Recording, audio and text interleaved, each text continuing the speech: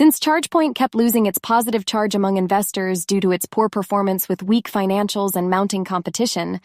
its stock has been impacted by a 1-for-20 reverse stock split, which aimed to increase the market price per share and ensure compliance with the New York Stock Exchange's minimum trading price criteria.